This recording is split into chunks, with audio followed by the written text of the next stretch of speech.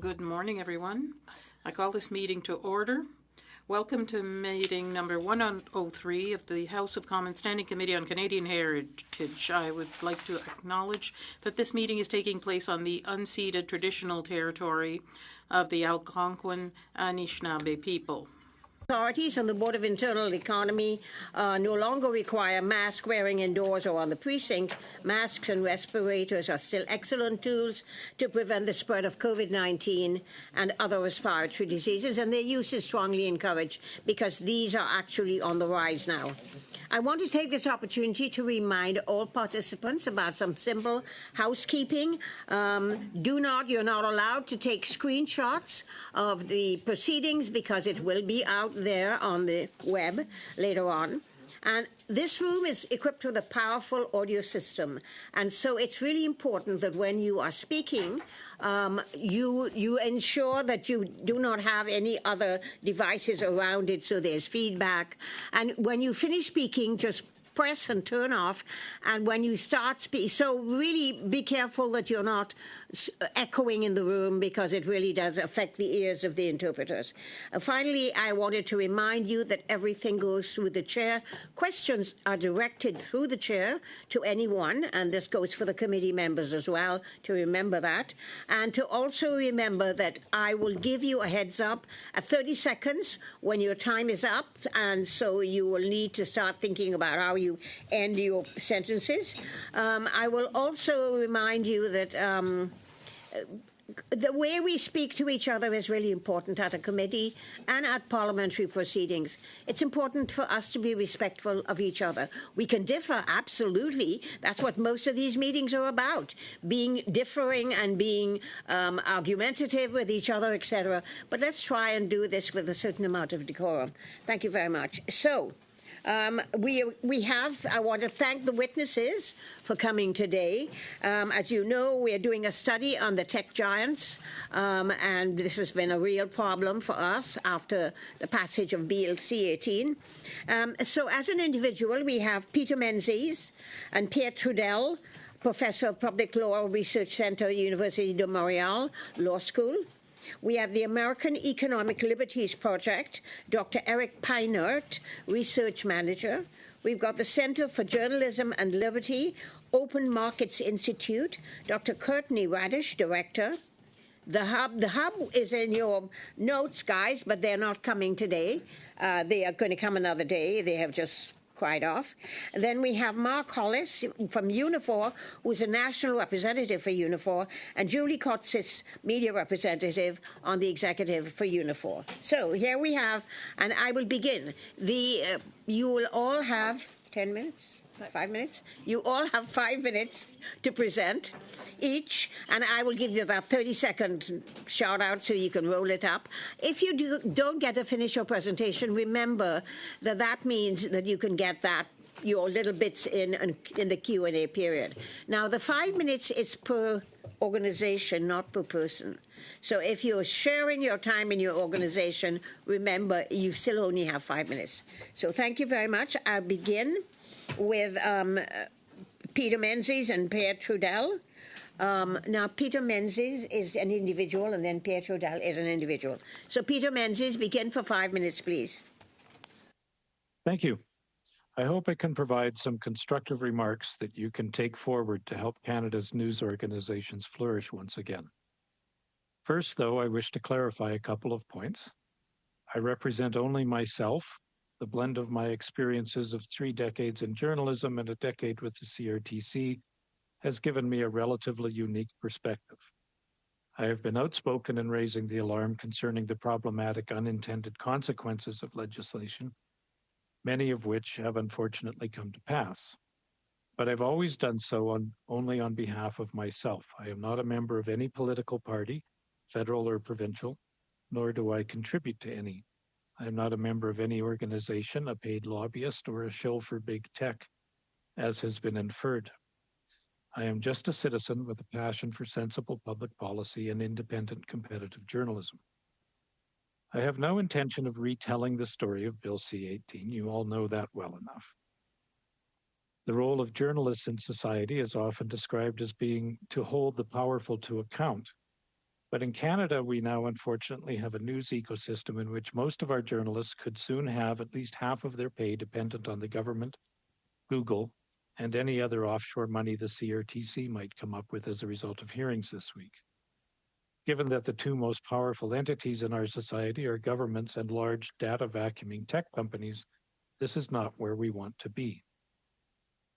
For as much as the news organizations and journalists involved may swear on their mothers' graves that these realities do and will not influence their coverage, what they say or how they view the situation frankly doesn't matter.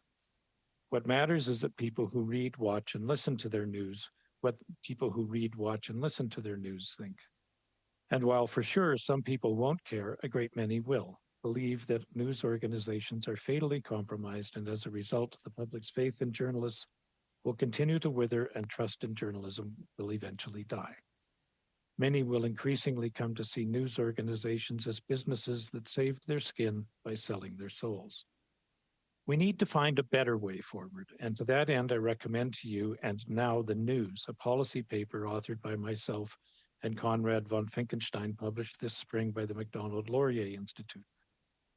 It calls for the development of a national news industry policy framework that would ensure the news consumer is served by a healthy, modern, competitive, and refreshed news ecosystem that delivers fair, balanced, and accurate news that is trusted. There's a lot to unpack in that paper, but there is one recommendation in it you can act on beginning right away. Get the CBC out of the advertising business. There will be no flourishing for news organizations until the CBC's dualistic distortion of the marketplace is replaced with a level playing field. We will never have one of those provided the CBC continues to compete for advertising revenue while being paid 1.2 or 1.3 billion a year by Parliament to be a public broadcaster. That money is intended to allow the CBC to achieve its public mandate, and no doubt much of it does. But it also allows the CBC to out-resource companies like the Globe and Mail, Toronto Star, Post Media, Le Devoir, and dozens of smaller startups while soaking up as much as 400 million in advertising revenue. That's significantly more than all the government and Google supports combined. This is not to say there is not a role for a public broadcaster, but that's not what we have.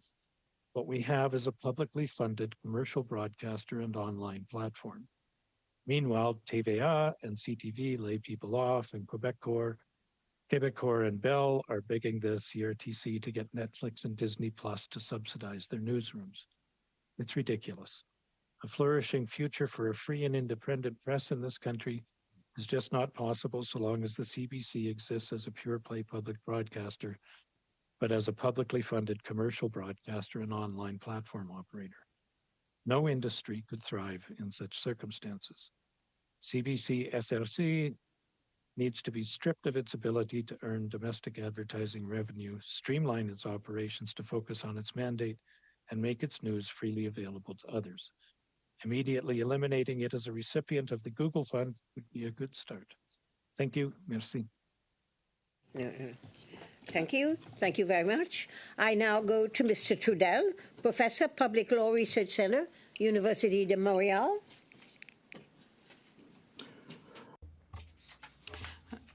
Thank you, Madam Chair. I'm a media law professor. I teach about information technology. I was part of the group to upgrade communications legislation.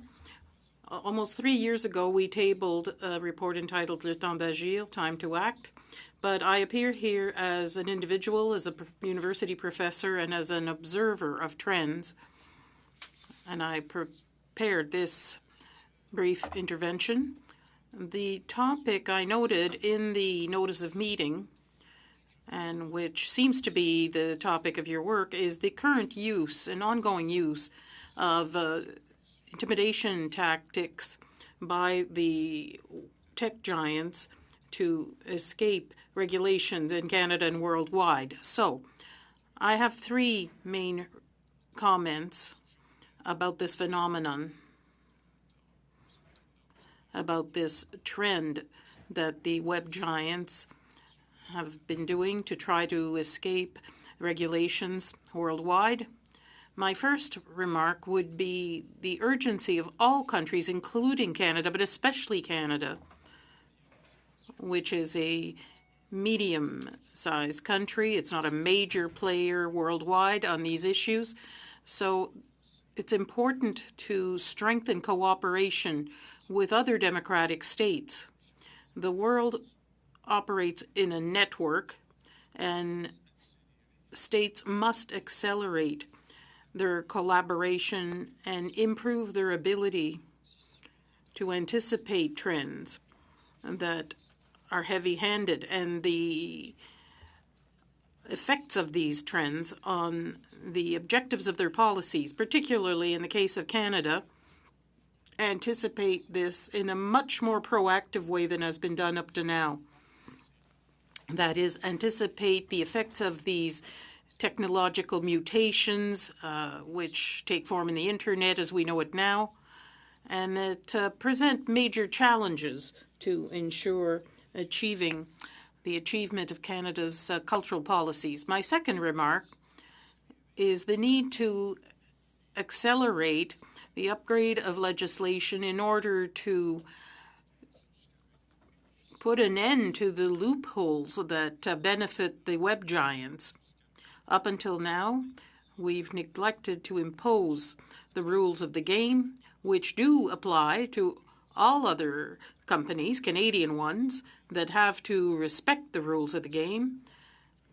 And the deplorable choice that was made in the last 2 decades was to allow these multinationals to have this loophole. It'll be difficult to catch up. My third and last remark is that we have to remember that the practices of multinationals, as well as the technical configurations they have, implement regulations by default. Therefore, the real issue is to find whether these default regulations imposed by these giants of the web are compatible with our values, with Canadian values, with the values reflected in our legislation that seeks to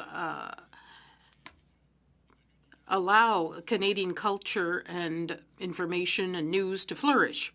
For example, the fact that we let algorithms that are designed to maximize the engagement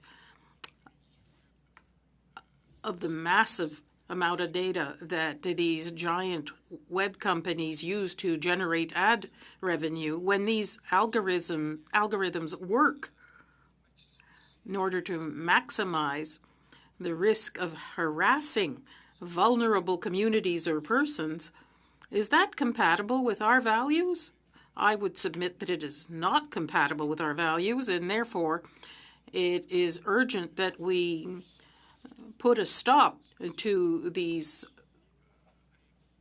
allowances that permit these companies to impose their values with deplorable consequences when it comes to dismantling our industry in the field of media. Thank you very much. All within time. You guys are being very good about that. Thank you. I now go to the American Economic Liberties Project, Dr. Eric Peinert. Am I pronouncing your name properly, Mr. Peinert? Yes, you are. Thank you. Mr. Peinert, Research Manager. You have 5 minutes, please. Hello, bonjour. My name.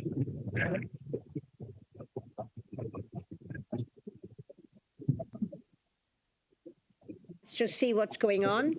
We cannot hear you. There's a problem with your... Are you guys hearing them? Hearing him? No. So we're going to try and fix this. So can we suspend for a second while that's dealt with? Thank you.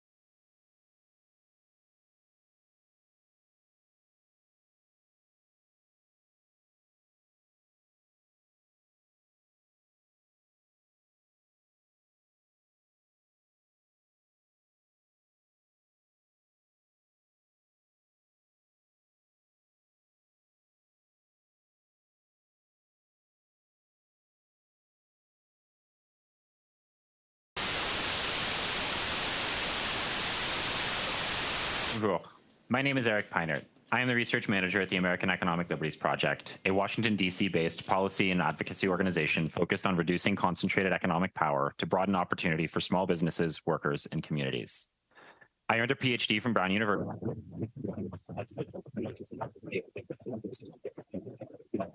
Once again, we're having some trouble. Excuse me, Mr. Pinot, we're having some trouble hearing you. Can I let you and somebody on the floor with the sound audio people work it out, and I'm going to move to the next witness, just in the interest of time. So I would go to the Center for Journalism and Liberty Open Markets Institute, Dr. Courtney Raj, Director. Is your name? Raj. Raj. Dr. Courtney Raj. I'm sorry, Dr. Raj. Begin, please, for 5 minutes. Allez-y, vous avez 5 minutes. Invitation à témoigner, je suis le Dr. Courtney. Thank you for inviting me. I'm Dr. Courtney Raj. I'm at the Open Market Institute, affiliated with UCLA and the Center for International Governance and Innovation. I devoted the last 20 years of my career as a journalist, and I never received any money from tech giants. We receive no subsidies or money from big tech, so we're really independent organization. Markets is emblematic of the way that tech giants wield their money and power to intimidate and bully. The Google-funded think tank New America Foundation fired Barry Lin, our executive director, and exiled staff in 2017 after OMI issued a statement praising one of the first penalties that the European Commission imposed on Google for anti-competitive conduct. This is not a unique example of how big tech manipulates institutions to dissuade critical research while also funding them to produce research that supports their positions and advocate for positions to further big tech interests. Just yesterday, renowned disinformation scholar Dr. Joan Donovan filed a whistleblower complaint against Harvard for retaliating against her after the university received a record $500 million from the Chan Zuckerberg Initiative. As the complaint notes, Dr. Donovan's work was particularly timely as it is used to inform policymakers as they legislate. Indeed, much of what we know about how these opaque oligopolies operate is because journalists and researchers have ferreted it out or a whistleblower leaked it. I'll cover just 5 ways briefly that big tech deployed their vast resources and charitable arms to evade regulation, influence research and journalistic coverage, intimidate critics, and undermine legal regulatory oversight. While their playbook borrows from big tobacco, big oil, and big pharma, their manipulation is intensified through the use of their own platforms to manipulate public opinion and Madame la censor their Présidente, critics. un rappel au règlement, s'il vous plaît. Madam Chair, point of order, please. Madam Chair, with all due respect for our witness, would it be possible to ask her to slow down so that the interpreters can interpret her properly? Thank you.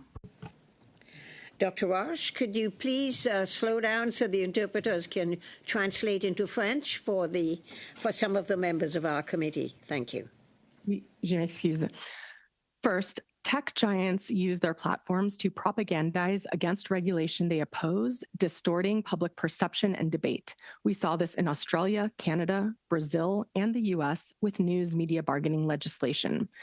Google used its search page to advocate against proposed laws and reportedly told evangelical preachers in Brazil that they would no longer be able to quote the Bible online. The Brazilian judiciary accused Google of undue influence in the legislative process.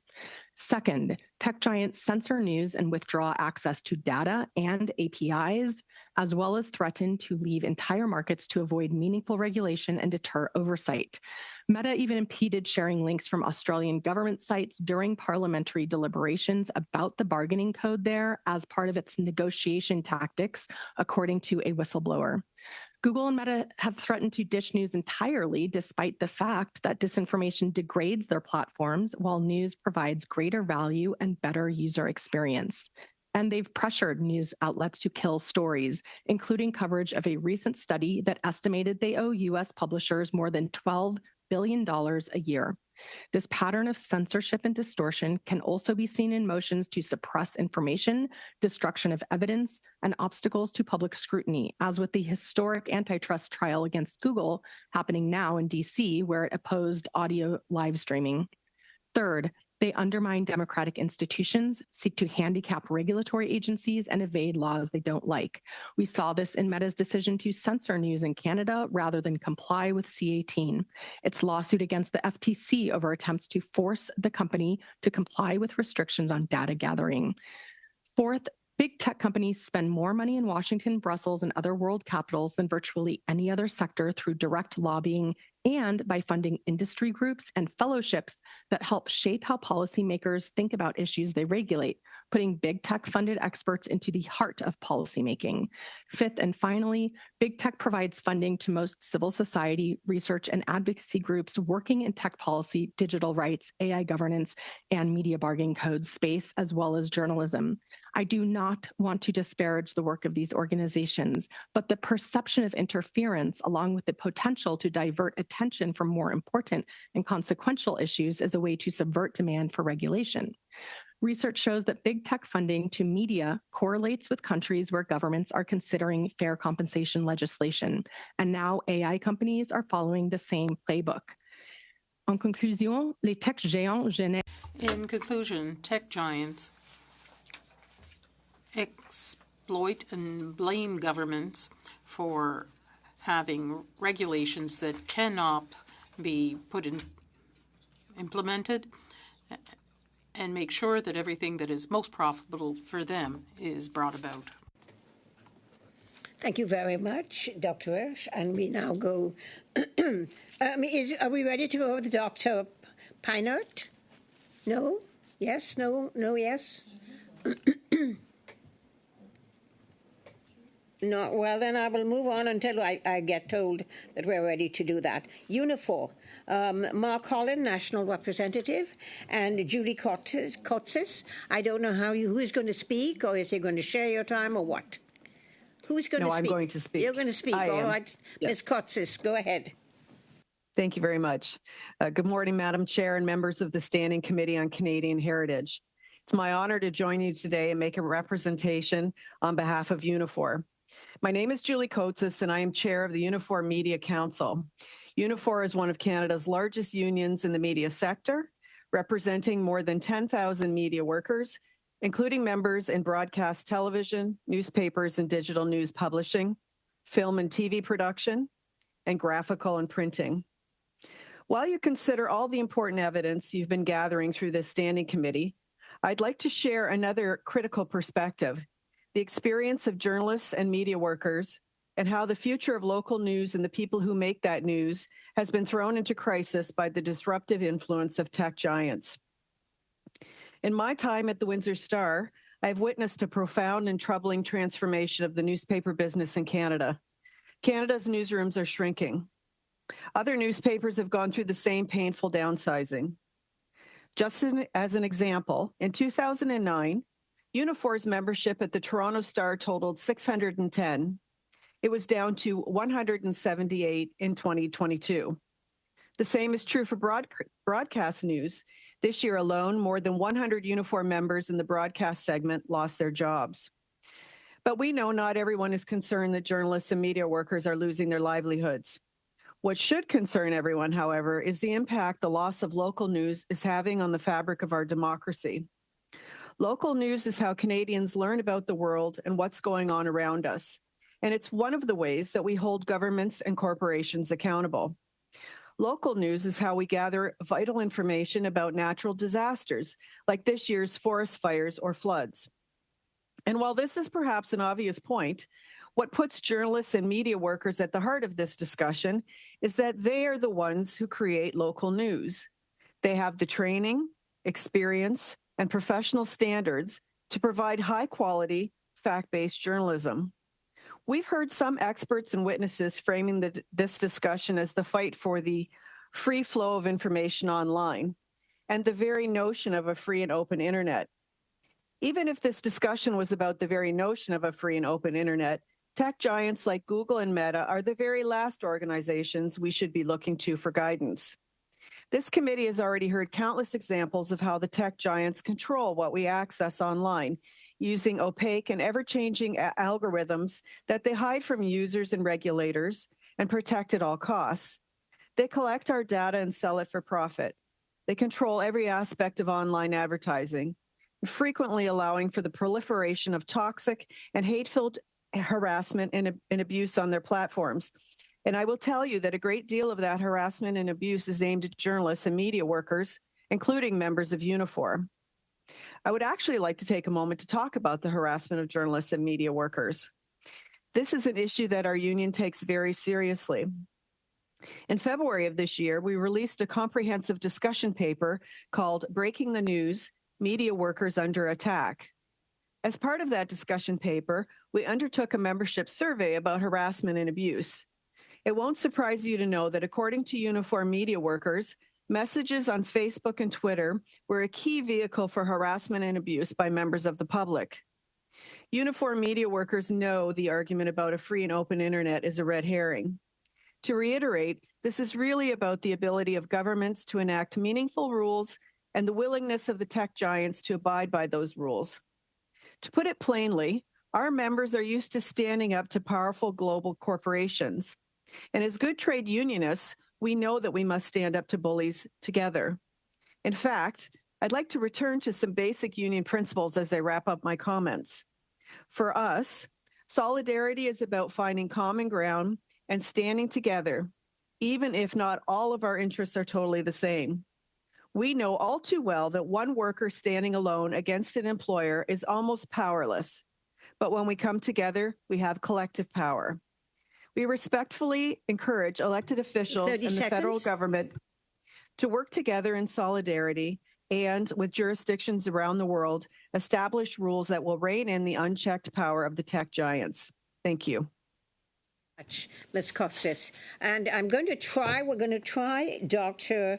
Peinert again from American Economic Liberties Project. So let's go. 5 minutes, please. Okay, thank you. Hopefully it works this time. Hello, bonjour. My name is Eric Peinert. I'm the research manager at the American Economic Liberties Project, a Washington, D.C. based policy.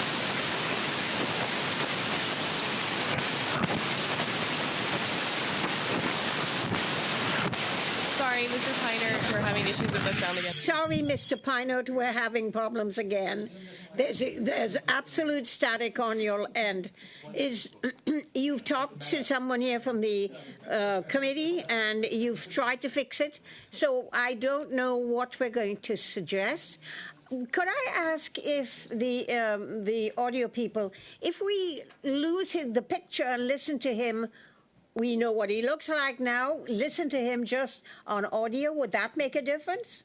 I have found in certain international meetings that it does. Can we try that? We can try, but it might be the microphone that's the issue. All right, let's try and lose your picture and just go with your disembodied voice. Thank you. Okay, we will try that. To continue where I left off, I earned a PhD from Brown University, where my research focused on competition, monopoly, and antitrust, and has been published in leading academic journals. Thank you for the opportunity to speak today about Big Tech's pattern of coercion in response to regulation, and specifically Meta's recent action to block Canadian access to news articles across its platform in retaliation for the passage of C-18, the Online News Act. This follows a nearly identical action in 2021 by Meta, then Facebook, to extract concessions from Australia with respect to its news media bargaining code. This discussion comes at a time when the news industry across the globe is in peril. It's an industry I've watched closely since I was a child. I was raised by a journalist. My mother began her career as a reporter for a local paper in rural New England, moving to various editorial roles in minor cities, to the newsroom at the Boston Globe, then to executive positions at the Boston Globe and Gatehouse Media, now Gannett, and now owns several successful independent local papers in Massachusetts suburbs. My personal and professional experiences lead me to make two principal points today. The first being about the platform's business model in this market. Media companies pay to produce and distribute content that a large mass of readers find valuable, and then sell ads to businesses that want their offerings in front of those readers. On one side, Meta and Google have become a central way that readers access news media, giving them power over journalism outlets with an implicit threat to cut off readership. On the other side, Meta and Google also have an effective duopoly over digital advertising, and both face or faced antitrust lawsuits for illegal monopolization in this space. These companies are not providing viewership so much as using their dual control over internet traffic and advertising to monetize content that journalists produce at considerable expense. Recent research by economists at the University of Zurich indicates that 40% of Google's total revenue from search advertising would go to publishers and other journalism outlets if it faced more competition. With media companies paying to produce the product. Hi, Mr. Peinert. We're having issues with that sound again.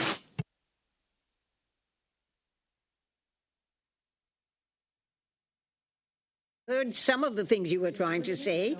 Can we just try one more time and see what happens? The only issue would be that change of sound. It might hurt the interpreters. Okay. To go to that static. All right. Okay. I can try and reach out, see if he's available for Thursday, or I can try and reschedule him. Perhaps what we will do, committee, is try and reschedule Dr. Peinert, because I think he is giving us valuable information, and we might be able to see if we cannot get him a different earpiece or a different audio system so that he can actually be able to talk to us. Dr. Peinert, would you be willing to come back? Okay.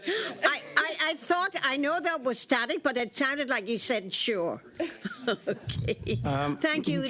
The clerk would contact you with regard to your return to this committee. Thank you. Mr. Cotto. I was going to say that he could just dial in instead of using the internet, just call in by phone. Pardon? The committee doesn't have phone lines. Oh, do you want to say that, clerk? I think the clerk is telling me the committee does not have phone lines. Okay. I thought Zoom automatically had the 1-800 numbers, but that's if it's a distinct line. To interpret. Apparently they do, but the interpreters say they won't be able to interpret.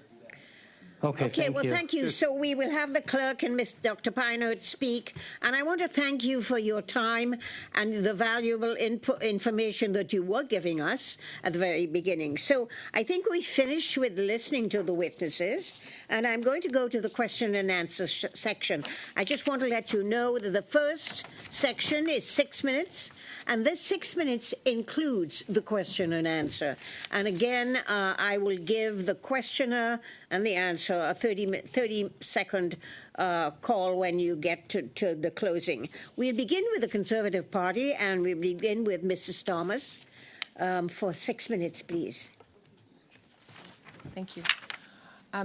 Mr. Menzies, in your opening remarks, you made the following comment. You said, quote, "In Canada, we now have a news ecosystem in which most of our journalists could soon have at least half of their pay dependent on government, Google, and any other offshore money the CRTC might come up with. Given that the two most powerful entities in our society are governments and large data vacuuming tech companies, this is not where we want to be." It seems that you are raising concern with regard to big tech and big government colluding to provide $100 million to the news industry, and the fact that there is, in fact, a power imbalance when big tech is included in the equation. Can you expand on your comments a little bit more? Sure. Well, I mean, unfortunately, one of the things that didn't get addressed the way C-18 ended up was the power imbalance issue. I had quite a bit of sympathy for that. Philip Crawley used to raise that issue quite elegantly before this committee and before Senate Transportation Committee. So yeah, we're left without that. I don't think. I mean, Google would have to speak with its intentions regarding the fund, but putting the media in a position, which is the path we're going down right now, of being dependent both on taxpayers' money and taxpayers' benefits and on big tech money.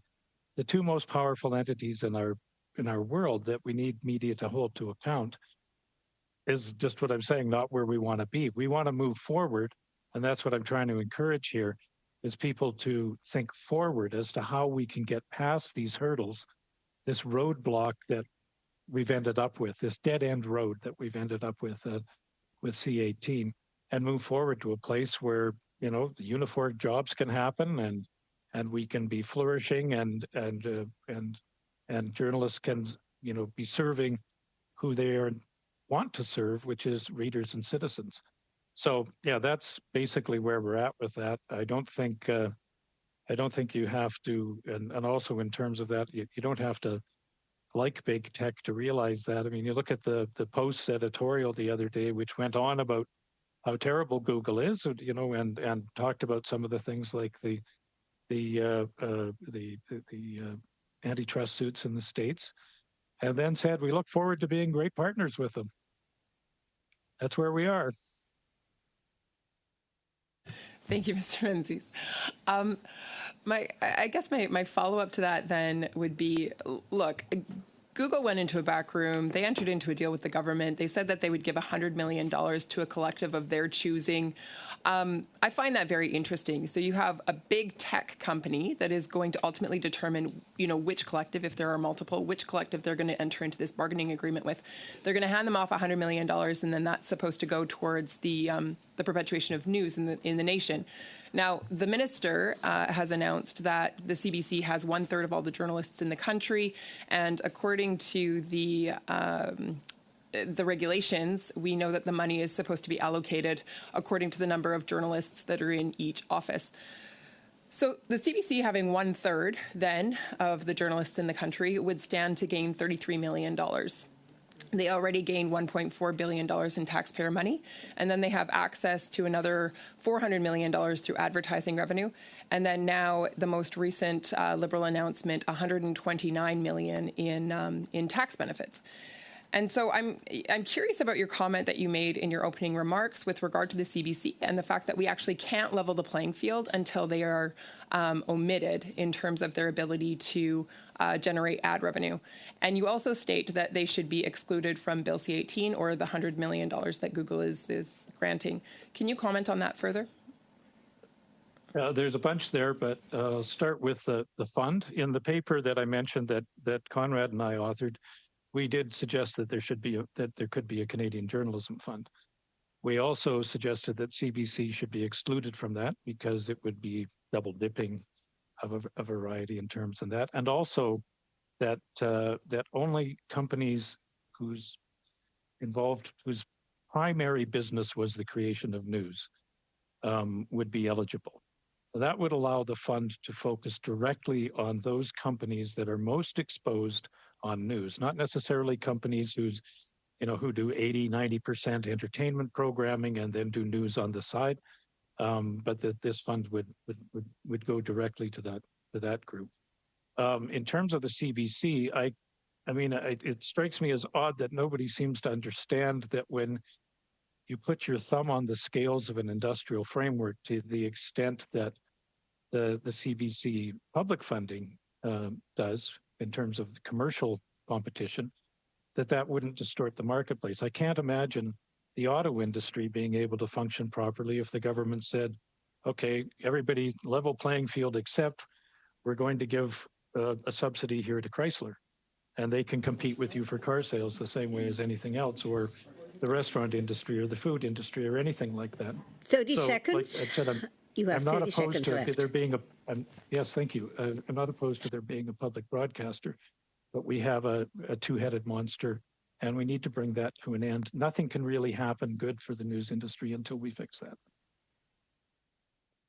You now have 11 seconds, so I think we're, Mrs. Thomas, you want me to keep talking for 11 more seconds? No. So I can fill it up? No, that's okay. Yes, you now Mr. have Menzies. 2 more seconds. 1 second, I think the time is up. Thank you very much. I'm going to go to the Liberals. I'm going to go to Ms. Hepner. Lisa, 6 minutes, please. Thank you, Chair, and thank you to our witnesses for being here today. Ms. Raj, I want to go back to you. I'm not sure if you saw the details of the government's deal with Google announced last week, and if so, would you give us your reaction? Yes, I have seen the details. Thank you so much. I have been following these news media bargaining codes around the world, and I think that it's beneficial to see what's happening in Canada. I don't think that the amount determined with Google is sufficient or at all on par with what is actually owed. Part of the problem with this is that there is a myopic focus on the value of referral traffic that I think tech companies have been very successful in arguing that we should have this very narrow conception of how we establish value. And unfortunately, we didn't hear from Eric, but he was talking about a study that was done in Switzerland that looked at the value that news provides to Google search simply through its existence, regardless if somebody is looking for a headline or clicks through to a headline. So they looked through and said, okay, what percentage of people are doing informational searches? And what happens to behavior if you remove news information? And they had two different populations, one that had news and one that didn't have news. They looked at how their behavior changed. And then they basically got to a figure that showed this percentage of Google's ad search revenue can be attributed to the mere presence of news on the platform. And I think that is a very valuable way to conceptualize how the value of news should be established. And I think, the Canadian legislation, I think, focuses too much on the idea of referral traffic in order to establish value. Similarly, it does not account for generative AI and the role that news plays in large language models and AI systems. And so I think that looking at a wider array of tech companies that could be covered and required to contribute to the fund would be important. I share Peter's concern about having a handful of powerful actors funding the news industry and the dangers of platform capture. However, I think that if you widen the scope of tech companies that come under requirements to pay for the news that they are using to build the most valuable products in the world, that we would be less concerned about this, and that you can create, and I think Canada has done this, where you have a lot of transparency around which news organizations benefit, how do you define a news organization, making sure that there's some level of transparency for those deals, so understanding that they are commercial deals, but knowing that allowing the regulator to have insight into that. One of the ongoing problems also of establishing value is that there is no real insight into the data that the platforms possess on their own to help determine that value. And so even if you want to help the news organizations more effectively bargain, it's going to be difficult if they don't have access to data and information that will help them establish that value. So I think I'll leave it there. And I think that you also have done some research in terms of the value of news to big tech platforms. So would you tell me if there's any threat to journalism integrity and independence if tech giants are helping fund journalism organizations, or indeed if there are government funds to help with journalism organizations? Does that have an effect on journalism independence?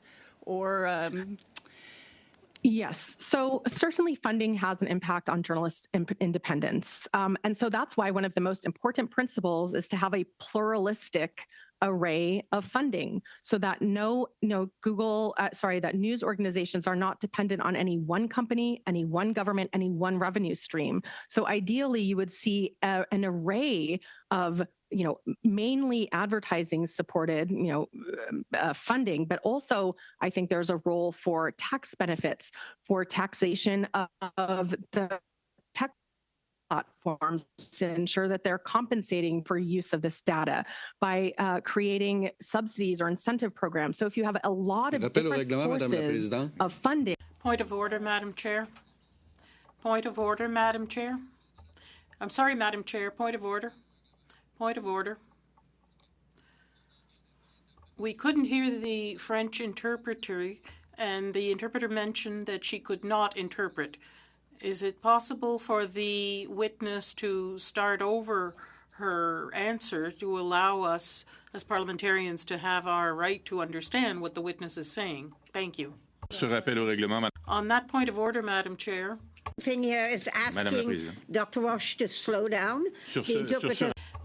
Point of order, Madam Chair. On that point of order, Madam Chair, I think there's a technical problem this morning. For a while now, we've heard the connection that seems to cut away sometimes. I think that's where the problem arises. The communications are not constant, so that produces problems for interpretation. I don't think it's the witness, but I agree with Mr. Godin. We perhaps could ask the lady to start over her answer. I'm being asked. Did everyone else feel that they wanted it to pause and have her repeat the answer? I noticed, Chair, that there was a bit of a glitch in her response, that the audio seemed to have cut out momentarily, similarly to how it did earlier today. Yes. I was still able to understand what she was saying, but there was a moment when there was a technical glitch.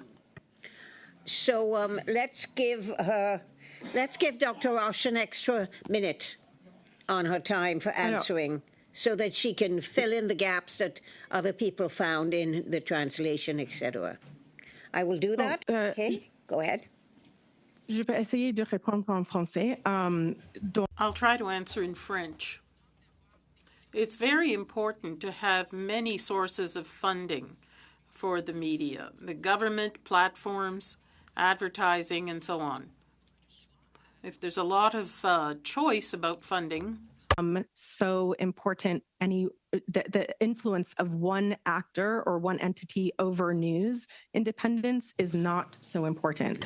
And so that is why it's important to look at government subsidies, taxation, benefits, et cetera, as well as appropriate compensation by tech platforms, as well as a robust digital advertising infrastructure. But let's remember that advertising, local advertising, is also affected by big tech, right? We have Amazon putting local businesses out of business or constraining them to their logic. So these are all intertwined, and the role of big tech is seen throughout the entire advertising ecosystem, which affects directly the digital advertising that news organizations can obtain, but also the simple ability of local businesses that used to advertise in news to remain sustainable. And so I do worry about capture, but I think that when you have this type of regulatory scenario where you have an independent regulator, you have distance between the fund that is created and the ultimate beneficiaries, that is beneficial. I think that you need to have multiple types of entities that are represented on that board. And I would just go back to say, in addition to the Swiss study, American researchers recently took the study and looked at what would happen in the American market based on revenues and usage there, and found that it should amount to $12 billion, that the platform, Google would be about $10 billion owed to news organizations. So I do think we need to reconceptualize how we're thinking about value. Very much. And now I'm going to go to the Bloc Québécois, Martin Champoux, for 6 minutes, please, Martin. Merci. Thank you, Madam Chair. I hope the quality of the connection will allow us for adequate interpretation for my Anglophone colleagues. I invite them to intervene without hesitation if that's not the case. There seems to be technical difficulties this morning. So to begin with, I wish to thank all the witnesses who are here this morning. It was very interesting to hear your opening statements and your responses to our questions. Mr. Trudel, I'm pleased to see you again. Once again, thank you for sharing your thoughts on this topic that is dear to your heart. On a less pleasant note, in yesterday's news, we heard about cuts to Radio-Canada CBC. I know that affects a lot of people. It affects the quality of information, the quality of the transmission of Quebec and French culture. When you cut 250 jobs at Radio-Canada in programming alone, you can't expect it to not have consequences, of course. So I'd like to hear your opinion as to how this context could have been different if action had been taken sooner following the report that you participated in, if we had dealt with these tech giants in the culture sector. How could things have been different in your opinion? Well, look,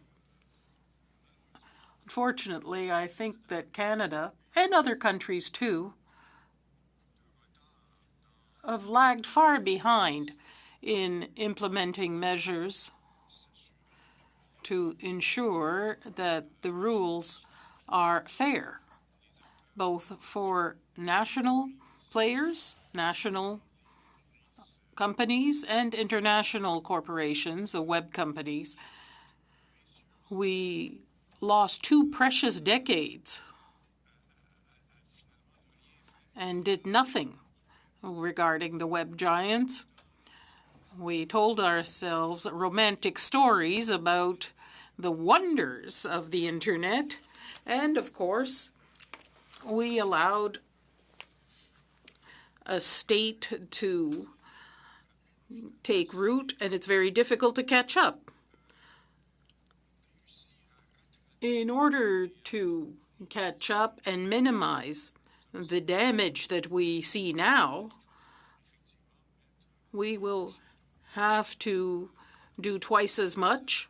It seems to me that we need to quickly intensify collaboration with other states, since this phenomenon is very real in Canada, but it is present in all democracies. That is the deterioration of the base of media.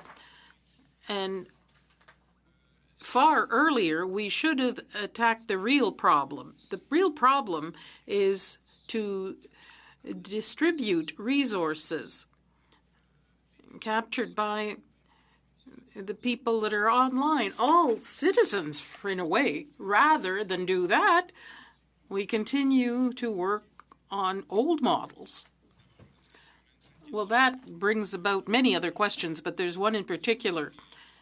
When it comes to the state of affairs, it seems to me that cuts that we are seeing almost every couple of weeks in the past while, and cuts in content production, regional news, francophone content that interests me particularly. Seems to me it weakens information services throughout Quebec and French Canada, and perhaps the effect is that it gives more space to the digital companies. Do you get the impression that this makes us spiral in a very pessimistic way? Yes. And why are things that way? Well, because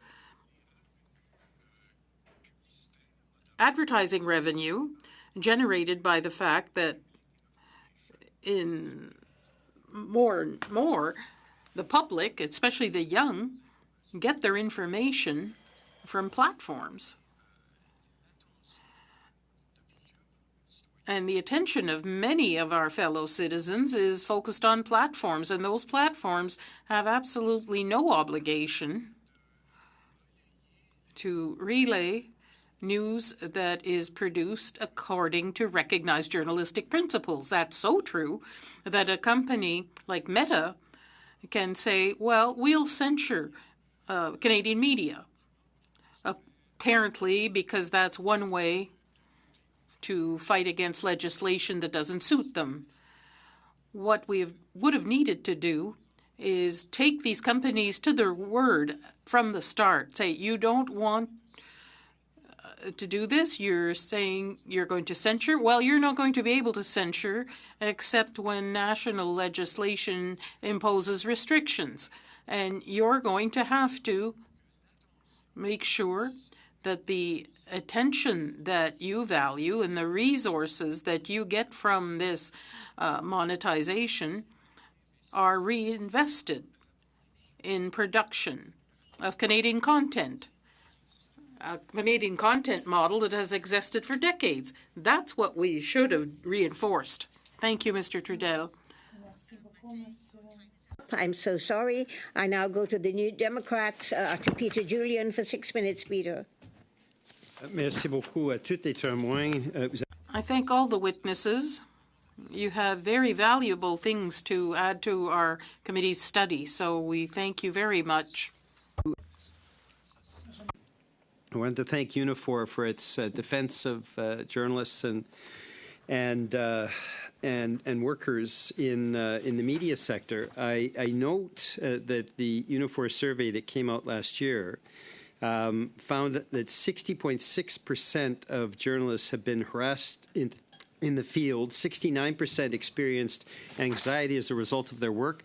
The Unifor survey found much of the abuse contained racist and misogynist attacks, including threats of violence against journalists and their families. You've noted in your brief to this committee about big tech allowing for the proliferation of toxic and hate-filled harassment and abuse on their platforms. And I note that far-right politicians have been attacking professional, fact-based journalists. You noted in your presentation we need to stand up to bullies. So how should the federal government be acting to stand up to bullies so that fact-based journalists can actually operate in our country without the threats and intimidation that they are getting online and from the far right? Thank you. Through you, Madam Chair, I'm going to defer to my colleague Mark Holland on this question.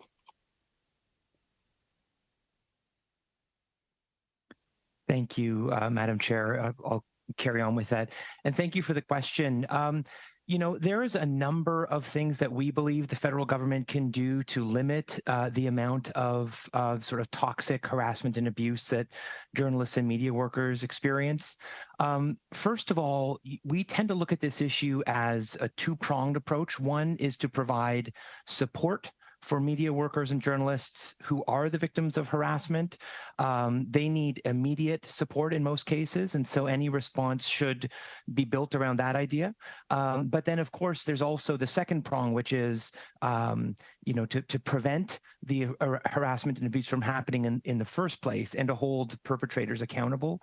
One thing that we would like to see, that we've recommended in a number of releases, is tougher takedown requirements. It's one example of a tool that's been used in other jurisdictions, requiring the platforms, when there is a complaint, to act quickly, sometimes within 24 hours or faster, to take down online content that is hate-filled or harassing and abusive.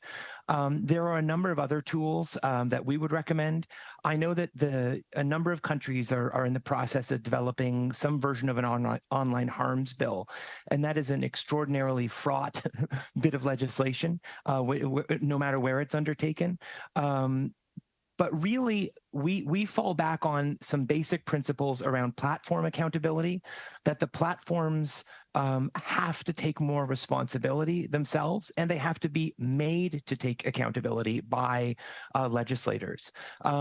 In many ways, the platforms sort of want to have their cake and eat it too. They want to appear to be passive entities, sort of like a community bulletin board that users just post material and share TikTok videos and interesting content, when in fact, as the witnesses today and other witnesses have stated, we know that the tech giants control and moderate and mitigate and frankly profit from the transition of information and content in a myriad of ways. And so we know that they're capable when it suits them and when it profits them of dealing with online content, dealing with all sorts of content in different formats. And so really for us, it's falling back on the principle of platform accountability is the number one way to make sure that the tech giants aren't able just to sit back and say, hey, it's not us. We're just this friendly, passive entity. We're just a friendly neighborhood bulletin board. We know that that's not true. It's just factually untrue. Yes, and we heard testimony from the Center for Countering Digital Hate. In their report, Malgorithm found evidence that Meta's Instagram recommendation algorithm is actively pushing radicalizing extremist misinformation to users, including anti-Semitic and far-right tropes, white supremacist tropes. Thank you for that. I wanted to ask you, as you're probably aware, Canada heavily subsidizes Meta and Google to the extent of over $1 billion a year in indirect subsidies. These are write-offs that businesses can undertake by advertising on the Meta platform. Does it make any sense at all for us to be heavily subsidizing Meta, massively subsidizing Meta, when they are refusing to heed democratic decisions in Canada and when they are promoting such hate in the pipeline of hate as the Anti-Defamation League and the Southern Poverty Law Centre have so clearly spelled out? 37 seconds, I'm sorry. Through you, Madam Chair. Again, certainly not. It is our belief that the government should not be providing even more financial incentives for these companies. Really, we fall back on the principle of paying their fair share, that these vastly wealthy global digital companies should be forced, if necessary, to pay their fair share in every aspect of their presence in any given jurisdiction. It's really a question of national sovereignty and the right of legislators and citizens to enact rules of self-governance and to expect any entity that exists within that area to abide by them. And so, it's really about those platforms paying their fair share and not being given a free ride, especially while they are not only allowing hate, but frankly, profiting from it. Thank you, Mr. Holland. Thank you, Peter. I'm going to go to the second round now, and it's a 5-minute round. And I began with Kevin Waugh for the Conservative Party. Kevin, 5 minutes. Okay, thank you, Madam Chair. A disclosure up front, 39 years as a Unifor member. I was a media guy in the private sector, meaning CTV, as opposed to public. So when I hear you guests come on and say, it's a level playing field and all this, it never has been a level playing field. CBC has never had to undergo, as a public broadcaster, the threats that I see with the private, because when you lose a rating point in the news hour, you lose news directors, you lose production people, where the CBC is unaccounted for. They don't have one of their networks #1 in the country. They never have. Their ratings are brutal throughout this whole country, and they're unaccounted for. And yet they get the 1.3 or 1.4 million. Now they can go 400 million advertising and the government for it and Google and so on. It's never been a level playing field. So, Mr. Menzies, I'll start with you because you have 3 decades in journalism. I'm right. It has never been, never will be a level playing field. So we should understand that in this country. We don't have it. The broadcasters complained about paying, having the CBC use their taxes to compete against them for years. But it was not, and we saw that when I was at the CRTC. But it was okay because everybody was still making money then. Everybody was still making lots of money, so it didn't happen so much. In 2016, this committee heard from a number of newspaper publishers. I recall distinctly the Globe and Mail's presentation in which they encouraged the committee to have the CBC not expand its online business because that was, I think the Globe and Mail described the CBC as its greatest private sector competitor in that area. Now, I am not personally opposed to the idea of there being a public broadcaster and there being a good public broadcaster. I've seen for myself when I was Alberta Northwest Territories Commissioner, the value that CBC North added to very remote regions and small, what I think are described these days as news deserts. So I'm not opposed to that at all. What I am opposed is to this unlevel playing field that is before the media industry itself. And notwithstanding all the issues with big tech and all those other things, as Ms. Raj said, we need a diversity of sources of revenue for media to be seen, not just be independent, but be seen to be independent. And as long as the CBC is imbalancing the playing field, we're not going to be able to get there. So I'm asking this committee and its members to really take that message forward, that can we please get the playing field level, and then we can have a good discussion about the multiple things we need to do to make journalism flourish again in this country. Okay, I've got to move on. 1.3 billion, not 1.3 million that I said. It'd be with a B for CBC. Digital news, you pointed this out because that is the deciding factor, I think, in the last 5 years in this country. where CBC is stealing reporters from newspapers and local markets to do the digital. And that is what is killing the newspapers. That is what's killing independent TV and radio stations. They simply cannot compete against the CBC digitally. Now, in Britain, the government there has restricted the BBC on their digital platform. I think that's what's needed in this country to make it so-called level playing field. Do you agree with me? Well, I think that could be part of the discussion. It's not a recommendation that I've taken up myself in terms of that. I think like I said, the first step is to get the CBC to become a public broadcaster again. And then there's a lot to talk about in terms of how that might be funded, how it might sustain itself, how it might compete elsewhere. Personally, I think that the idea of having a Creative Commons license for CBC content would go a long way to doing that, so that all CBC content would be made available to all of its competitors inside the country in terms of that for free. Because if it's publicly funded information, there's no reason why it shouldn't be publicly shared. But that said, your idea could have merit as well. We just have to, I think that's just part of an urgent discussion. I don't want to say longer discussion because I don't want to get into one of those thumb-sucking whether the CBC conversations. I think we need to move quickly. I think matters are urgent for the news industry, and some grown-up decisions have to be made. Thank you very much, Kevin. That's it. You've ended your time. You have 5 seconds if you wanted to say something. Now we go to the Liberals. Ms. Dillon, Andrew, you have 5 minutes. Thank you, Madam Chair, and thank you for witnesses for being here today. I'd like to start with Dr. Raj. My first question is about your testimony today. You've spoken about it somewhat.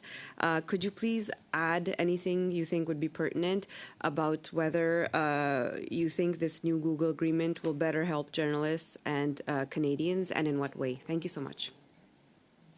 Sure, thank you so much. I do think that the agreement will help journalists and the media in Canada, in part because it creates a forum for negotiation. I'm sorry, Ms. Roche, Dr. Roche, we're having problems with the sound again.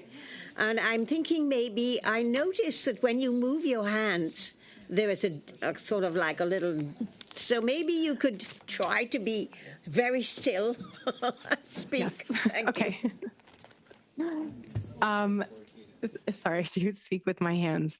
Yes. So what I was saying is that part of what this act does is it creates a forum where all publishers will have the opportunity to come to a negotiating table, because one of the biggest challenges that I've heard from media and journalists around the world, and I've interviewed and surveyed hundreds of them over the past 2 years as part of this research, is that they have no way to get in touch with the platforms. There is no ability, even when they are fact-checking partners, even when they've attended trainings, they're unable to get in touch with the platforms, even to get verified on their platform, much less to come to a negotiating opportunity. So I think that is one of the most important things that this legislation does. It also creates the precedent that says, you know, when you are creating a company that becomes valuable based on the backs of other industries' work, it needs to be compensated. And so I think that's an important part of what this legislation does. Furthermore, what we've seen around the world is that Meta and Google are trying to actively head off this type of legislation, despite the fact that there is growing momentum around the world to force big tech platforms to pay for the news they use, as well as, again, generative AI systems and platforms, many of which are dominated by the same big tech firms. And so this is a really important stake in the ground that I think will benefit Canadian media as well as potentially media around the world. It is adding to this momentum, to this attempt to at least, I don't think you can even say it is rebalancing the playing field, because the playing field is so skewed, but it is a little drop in the bucket. Excuse me, Dr. Roch. We're told the interpreters cannot interpret at the moment. I don't know what the problem is. Perhaps we'll suspend and hold you at this particular point in your testimony to see what the problem is. Madam Chair, point of order. It's her Wi-Fi connection. Pardon? Point of order, Madam Chair. Yes, Mr. Lawrence. I have in all candor really enjoyed this witness's testimony, but we are getting towards the latter half of the meeting. We have heard testimony. If interpretation is not possible in both languages, I just don't think we should ask any more questions of this witness, as it would be unfair to our francophone listeners as well as our participants. Thank you, Mr. Lawrence, for that suggestion, but I think allow witnesses to answer as their questions. We cannot restrict that. We're just trying to see if we can do something about the interpretation. There seems to be a lot of trouble today, and I am told, and I have been on another committee, that West Block is the worst place for getting audio happening. There's always a problem. I don't know what it is. Is it the way the rooms are configured? Is it the bricks in the building? I have no idea what's happening, but I've been on another committee that has a lot of trouble with West Block. So I have no idea if that's the issue. Anyway, can we go? En complément au rappel au règlement. A compliment to the point of order, Madam Chair. All right. En complément. A point of order, Madam Chair. That it is her Wi-Fi connection that's giving us a problem. And what we could do is try what we did. At least we got 2.5 minutes from Dr. Reichert. Let's get her to turn off her video and speak. Thank you. Can we try that? Madame la Présidente. Madam Chair, a compliment to my colleague's point of order. I'd like to mention that I have the privilege of sitting on another committee in another building. And the fact that we're here in the basement of West Block is no justification for attacking my rights as a parliamentarian. I think the interpretation is very, very important, so I'd like us to find a solution. Otherwise, we will make appropriate decisions. Thank you, Madam Chair. I would like to inform the member that, in fact, chairs have written a letter to the administration complaining about this problem in West Block, and I don't know what's being done about it, but we have all said that this is a major problem. And so I think we're waiting to see what the administration of Parliament will do to fix it, because it's ridiculous that we cannot, in a country like Canada, be able to conduct a meeting with anybody outside of this country without having this particular problem. And I think everyone is frustrated by the problem. It's got to be able to be fixed, and whatever the administration can do over the Christmas holidays to fix it, let's get them to go. So let's try Ms. Dr. Roche without her picture. We know what she looks like. All right, go ahead, Dr. Roche. Would you like to answer the question? Yes. Can you hear me now? And can the interpreters hear me? Yes. And keep your hands to your sides, Dr. Roche. I'm sorry. So this legislation is important because it creates a forum where all news media, including small news media and other news media that are unable to even get an answer from a tech platform or to get verified on a tech platform, will have the opportunity to negotiate. And I think that is one of the issues that is undervalued in this type of legislation, is realizing just how valuable it is to create a forum for negotiation to take place, because this collective bargaining and a regulatory framework increases the power of smaller news outlet. Currently, there is no forum where tech companies are compelled to negotiate with all outlets other than in Australia. And this is an often overlooked benefit of this type of legislation. And I think that, again, it will set a precedence for negotiation over use of news content and data collected and used by AI systems, which is really essential as we move forward and don't only try to correct for the mistakes of the social media era and news, but also look to the generative AI era. Thank you. 1 minute, 22 seconds left. Ms. Dillon? Thank you, Dr. Rash. I'm very sorry with the technical issues you are having to experience along with us. I'd like to follow up. You spoke very, very briefly before you were cut off about advertisement. And in one of your articles, you did research and you spoke about the advertisement revenue value of news content to social media tech companies. Can you please talk a little bit more about your work on this research and what you found as a conclusion? Thank you. Yes. So the research shows that Google and Meta dominate up to 90% of the digital advertising market, and that they control various aspects through vertical monopoly, the ad servers, the ad exchanges. And this means that they can charge monopoly rents on digital advertising. They also force news organizations to adapt and operate to that logic. And so we heard, earlier about news organizations and their digital presence. I mean, one of the problems is that this constrains, the platforms constrain news organizations to operate according to a logic of clicks and engagement rather than public interest, because of their vertical monopolies over the digital advertising ecosystem.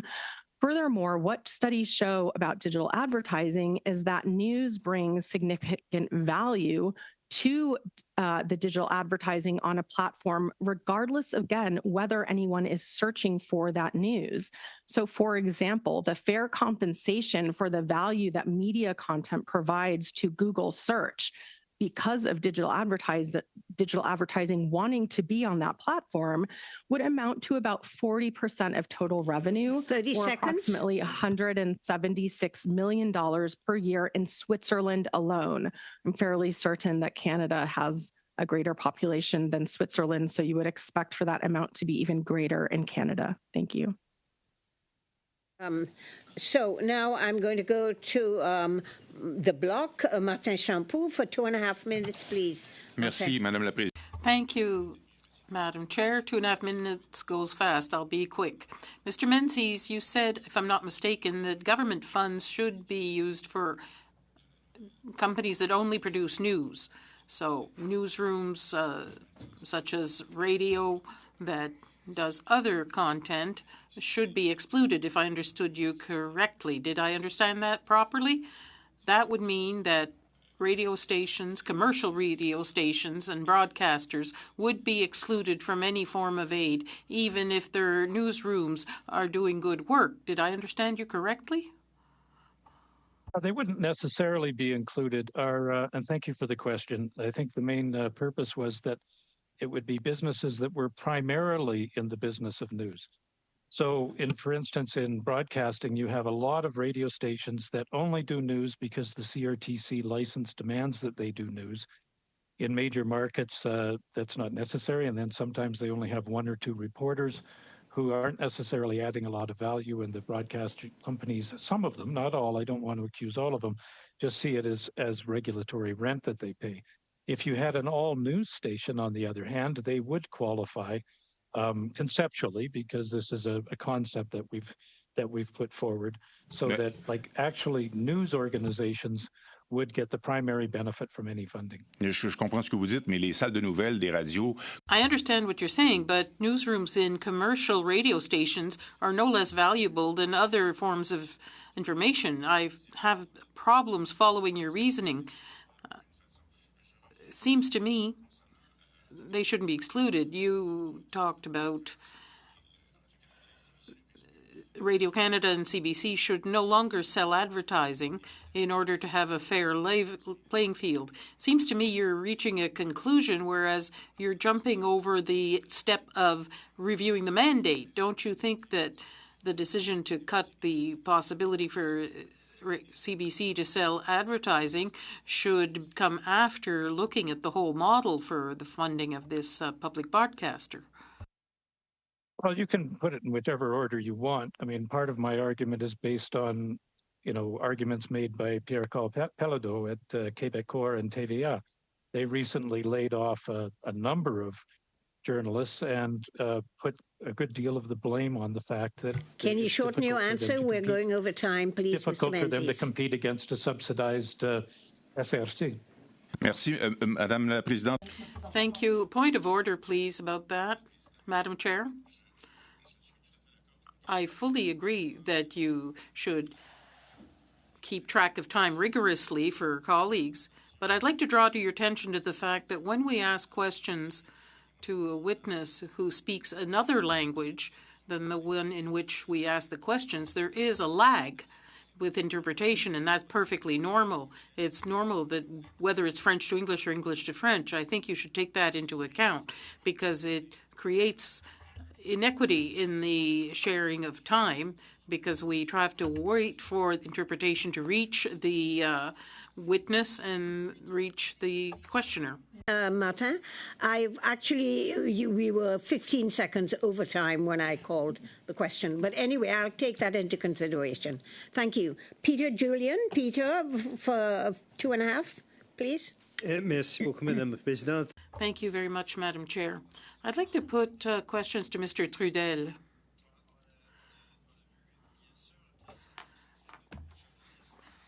We saw what happens to journalists.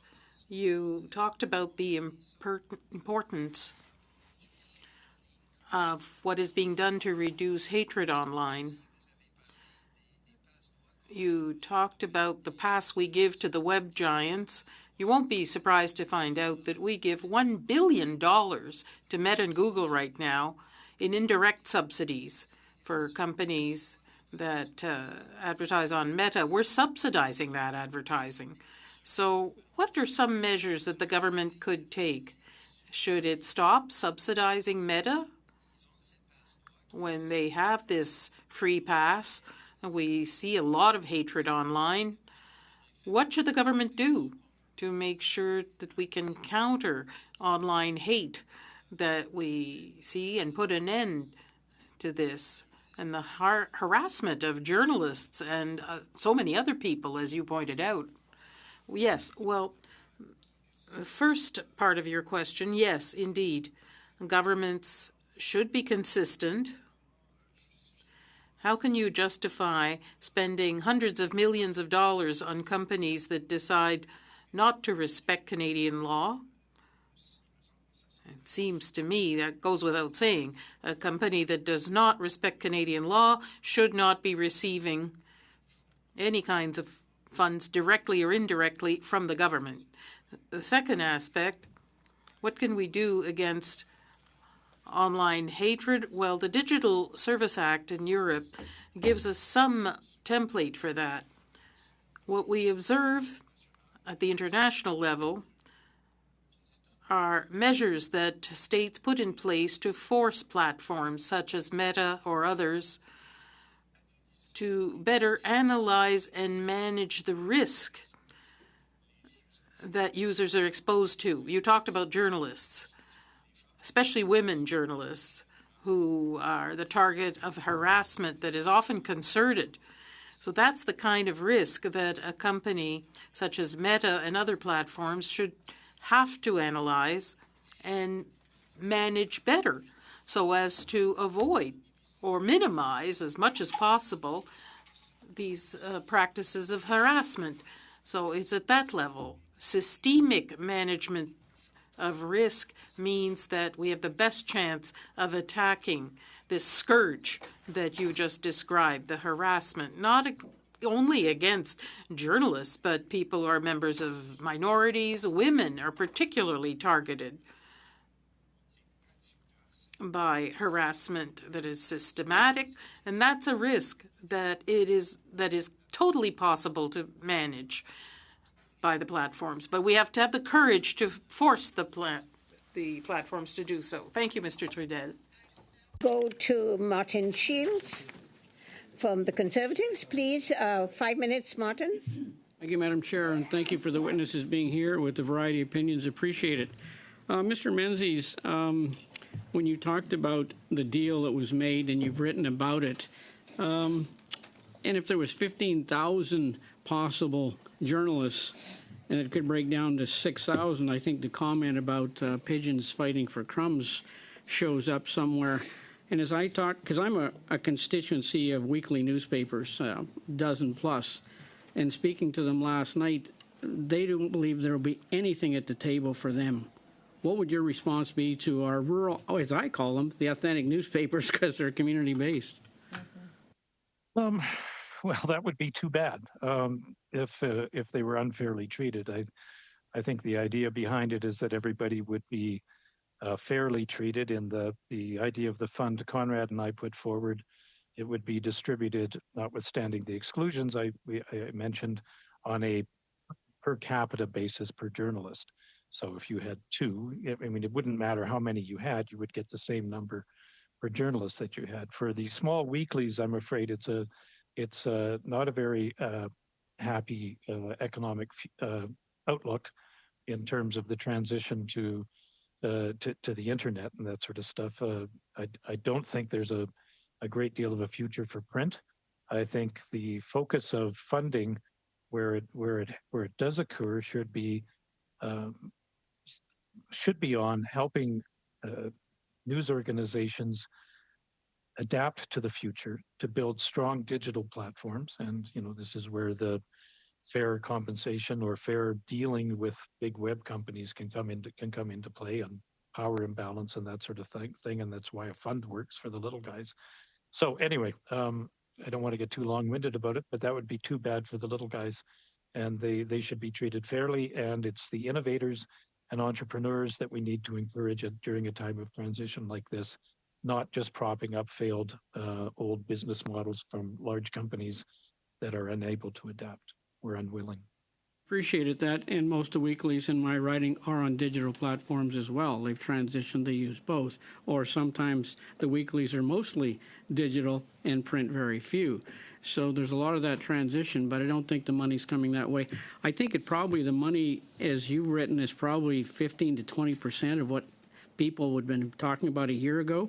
So when that deflated number of 100 million shows up, how are we going to deal with moving to the next level, as you want to talk about, and I believe rightly so? Where do we have to go next, other than the CBC getting out of advertising? What else do we need to do? Well, there's a number of things that I think people should consider. I think expanding the tax benefit, the tax deduction for subscribing to a newspaper, for making a donation to a newspaper under a not-for-profit model. I think those should be examined. I think if the government or governments or any government considers news to be a public good, having a 15% write-off for your newspaper subscription, I think is insufficient, to put it kindly. I think I talked the Globe and Mail into campaigning for 70%, so it would be the same as political parties. So if the political parties think that news is truly valuable, they might think it's as valuable as themselves, and allow me for my subscriptions, and I spend a lot on them, to get a 70% tax deduction. In that sense, if you do something like that, what you're doing is you're subsidizing the behavior that you want, which is the consumption of credible news, right? And you're subsidizing the reader to do it. There's a flow-through positive impact on the employer, because they can sell more subscriptions through that. So I'll just give that as one example of something that public policymakers might consider, so that we are incenting the sort of behaviors we want without creating a direct dependence on the government of the day for funding. 5 seconds left. Is there a belief that there is going to be news in the public sector? Will it happen? I'm not quite sure I understand that. Do you believe there's a positive direction we're going to go to create what you're talking about as news? Yeah, as long as we don't get too bogged down in the present. I mean, I think if we throw some energy in, and people from all points of the spectrum get together and bang some ideas together, I have great faith that people will be able to get through this. There's a lot of smart people around, creative, all from different types of perspective, but we all need to get in a room and bash this out. Thank you very much. I now go to Mr. Nur Mohammed. Tilib, for 5 minutes, please. Thank you, Madam Chair.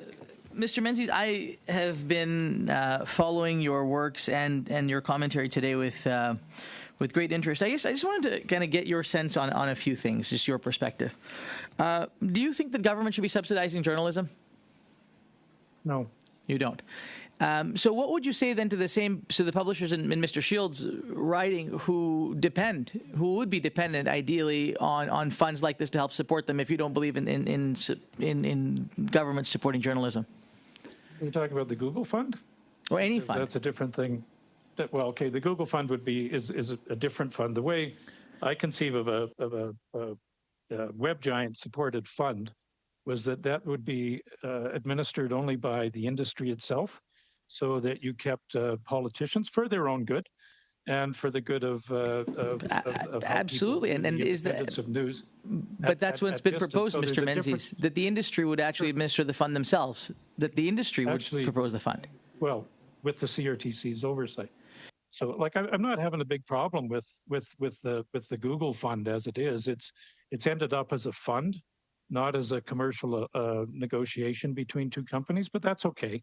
If that's where it ends up, because it actually looks a lot like the fund Conrad and I proposed. That's why I was surprised, because I do think that what you proposed, what you proposed with Conrad is a lot of it is mirrored, in fact, in this, which I think is a good thing. But I want to go back to your point about. Well, I never said I was opposed to it. So. Oh, okay. I think there was an understanding in the room that you might. I just want to make sure that you are supportive of that concept. I am supportive of a fund funded by web companies. I'm not supportive of, as your initial question indicated, government funding, direct funding to. Okay, so let's separate the two. So just for the clarity and to make sure we're not misrepresenting what you're saying, you are supportive of the fund that is being created as a result of the investment that Google, the $100 million a year from Google. I'm supportive of that kind of fund. Yeah. Okay. We proposed it ourselves. Great. Okay, so for the benefit of this room, you talked about the notion of fairness. What does fairness look like for you? Sorry, in regard to. You were talking about the distribution needs to be fair through this fund. What would fairness look like for you? Yeah. Well, I mean, what we proposed was what I said was that you take out the people who are already subsidized, like the CBC, and that becomes, you can subsidize them however you want through direct subsidy, but take them out of that.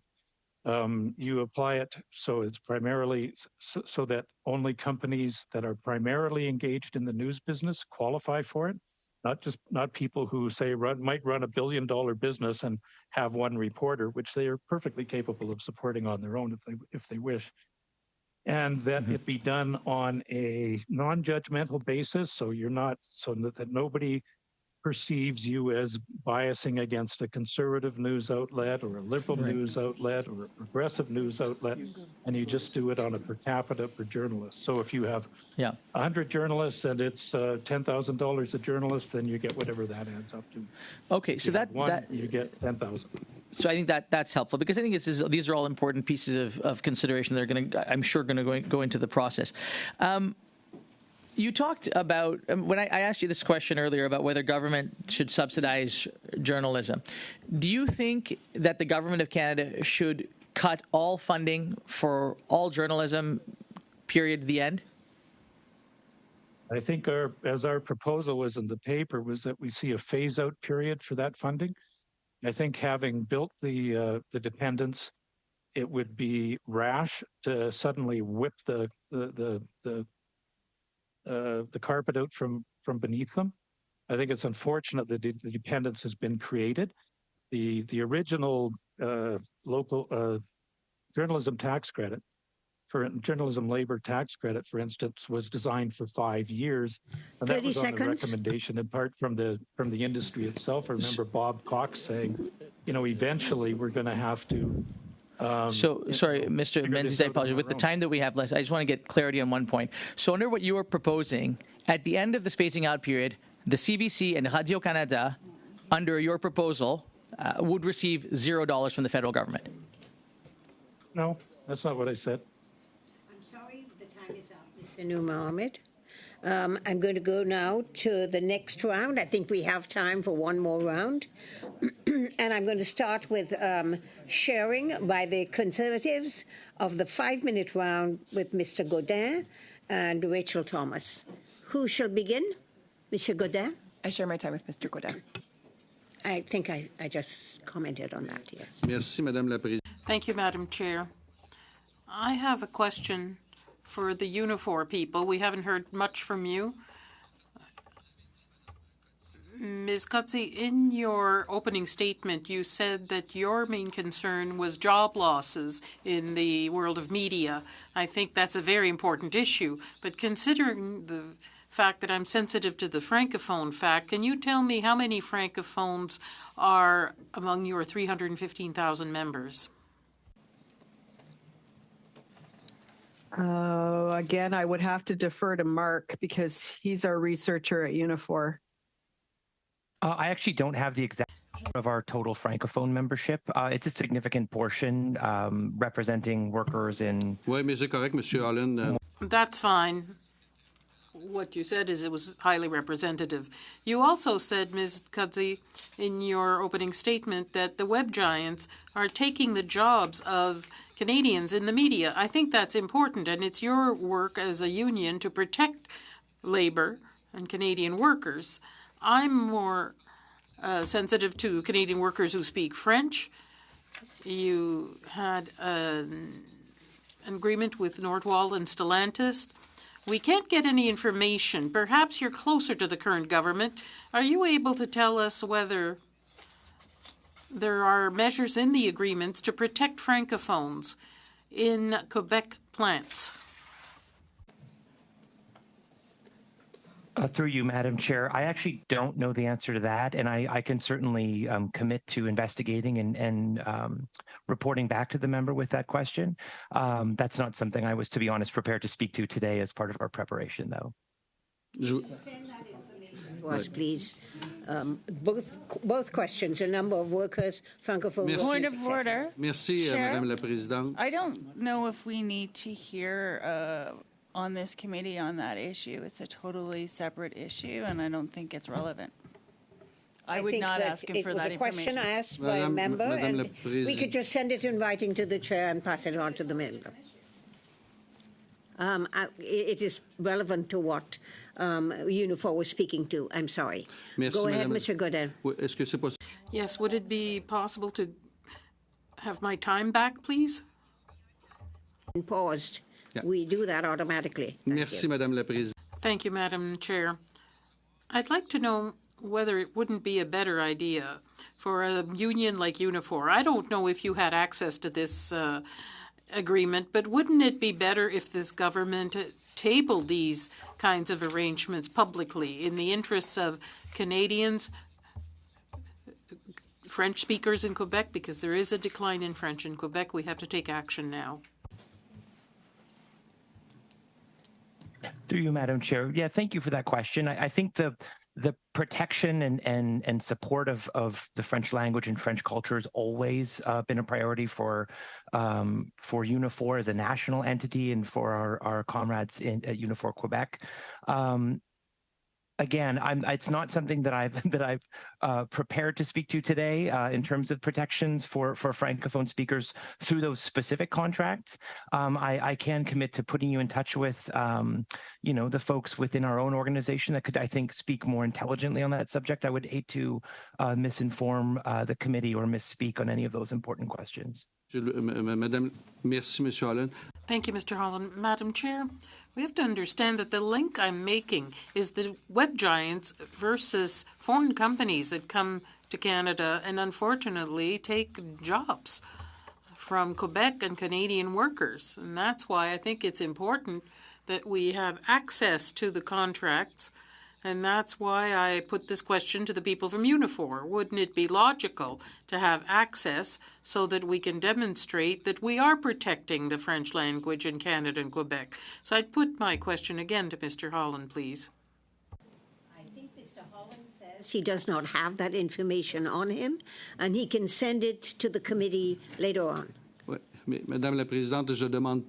Well, Madam Chair, I'm not asking for documents to be tabled. I'm asking for his opinion.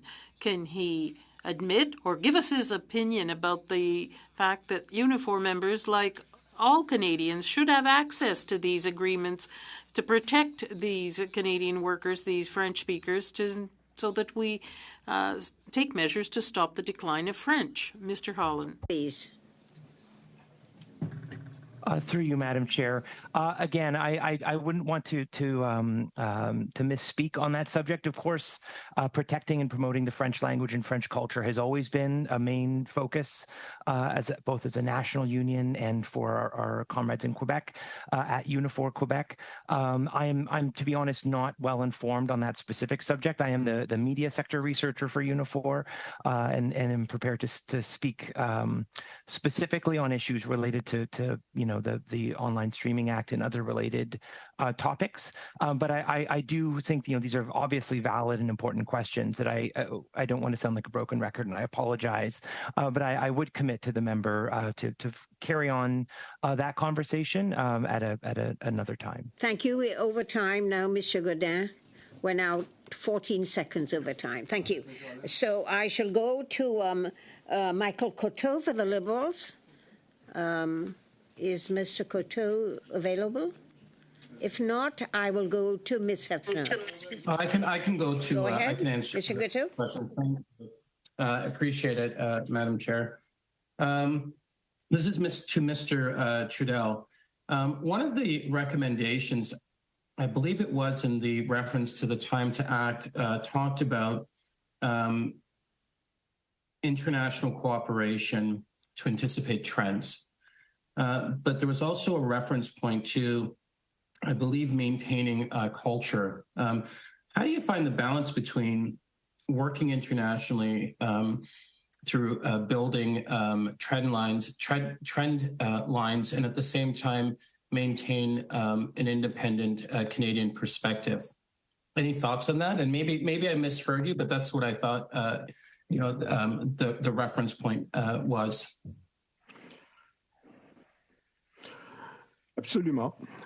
Absolutely. That's exactly what I said. We're in a universe where borders are far more porous than they used to be. So ensuring the protection of Canadian values presupposes being much more attentive than we used to be about what's going on elsewhere, about ways of doing things in other democratic states, regulations put in place in other democracies,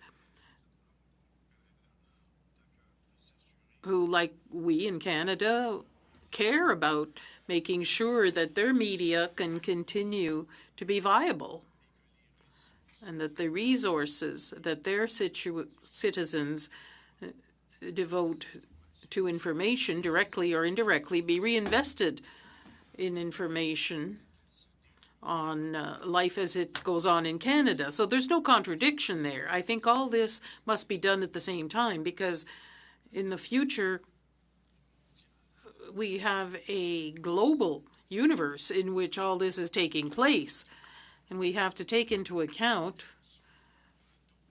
the way other countries use to achieve the same objectives, that is, protecting the viability of their corporations and the dignity of their citizens. And to do that, we have to be able to work together with other countries, because we're dealing with multinationals here that work worldwide. Well, I have left, but I have a follow-up question. I'm sorry to interrupt you. Chair, how much time do I have left? It's 12 seconds, 11 now, 10, 9. Oh, okay. So, thank you very much. I appreciate the answer. Do you have another question, Mr. Coteau? or are you ceding your time? Chair, I don't think he heard that he had 2 minutes left. You still have 2 minutes, I Michael. heard 12 seconds. No, heard I 12 said seconds. 2 minutes and 12 seconds. I'm sorry, Mr. Couture. So yeah. Yes. Oh, okay. No, I'll keep my time.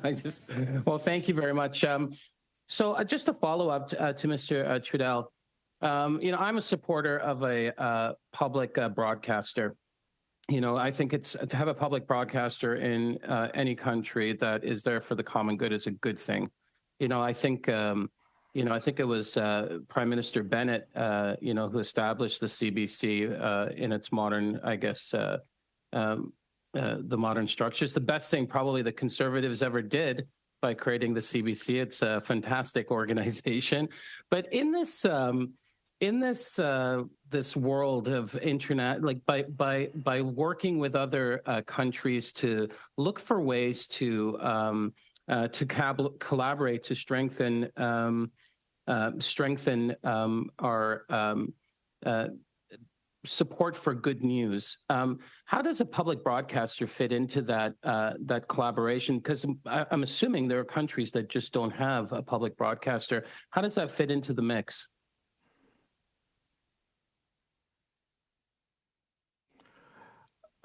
Well, can I answer?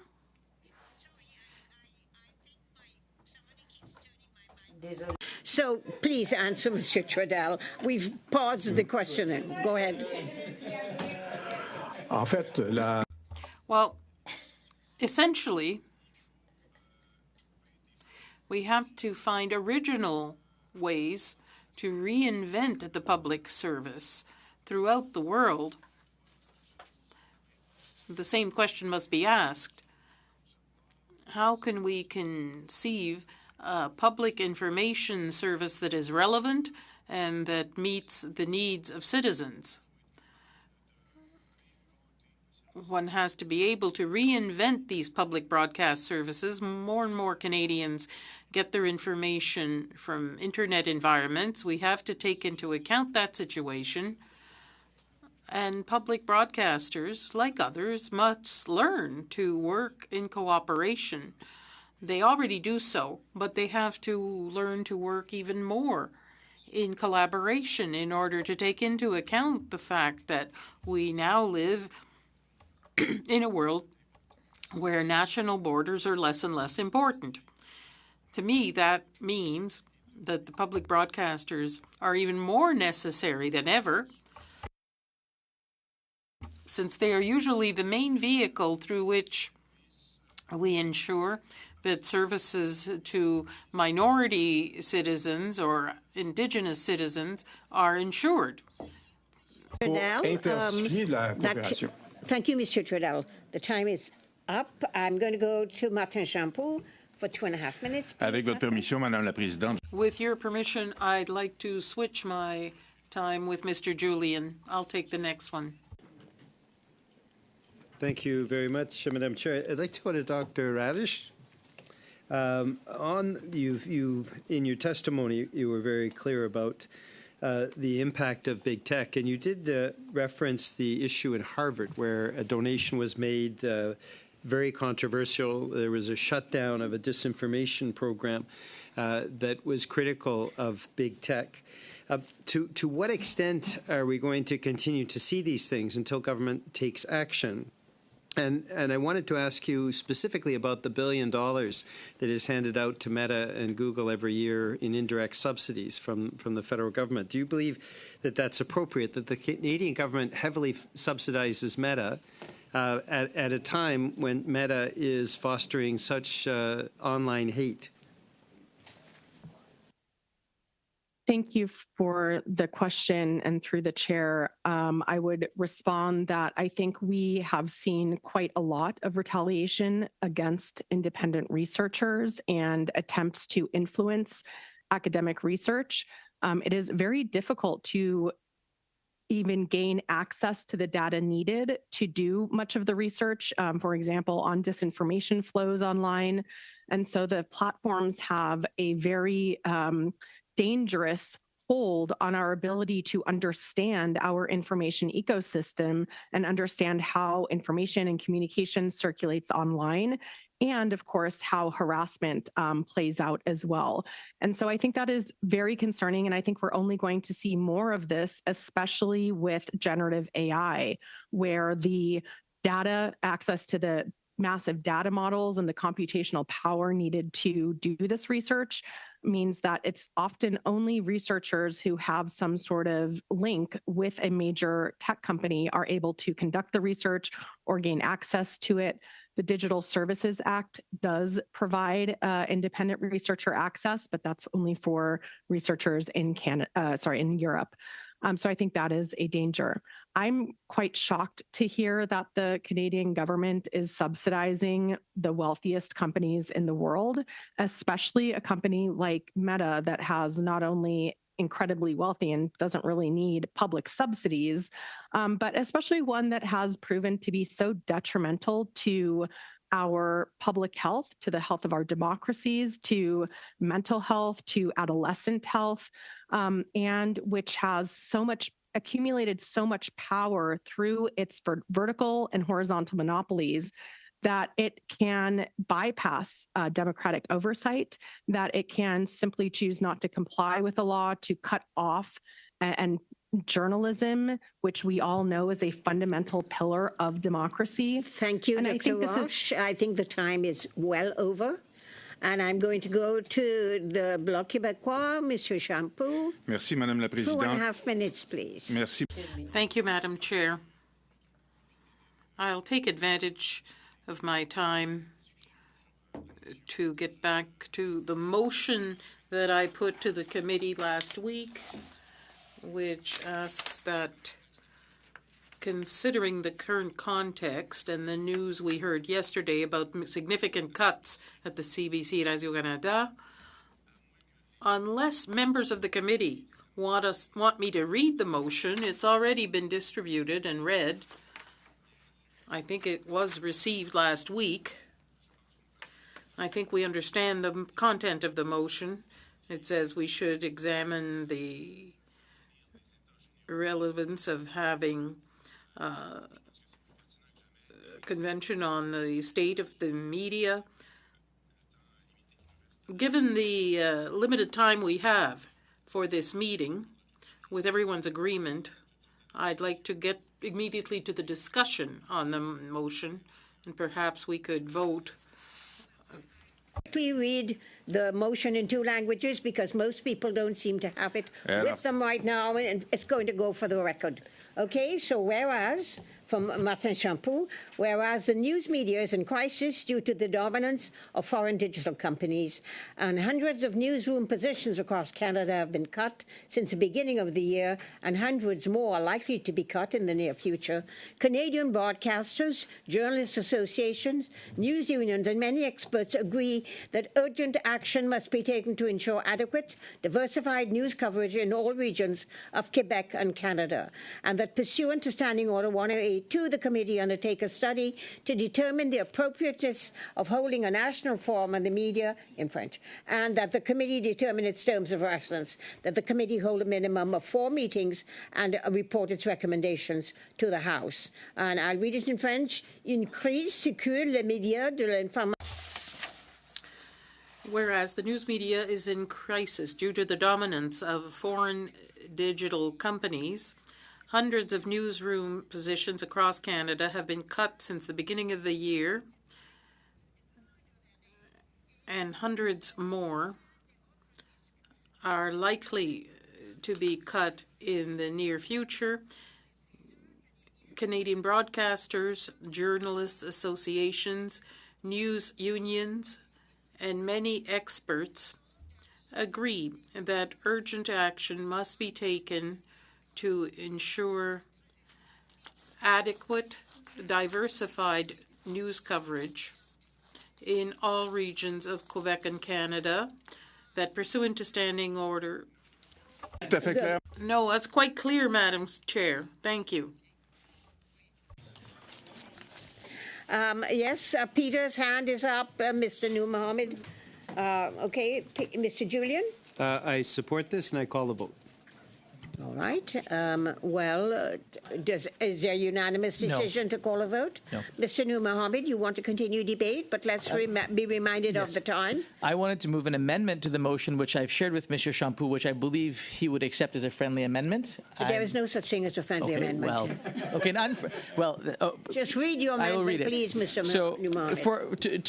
To keep this brief, point 1 remains the same, point 2 remains the same, point 3 would be modified as follows. And it reads, point 3 would remain the same.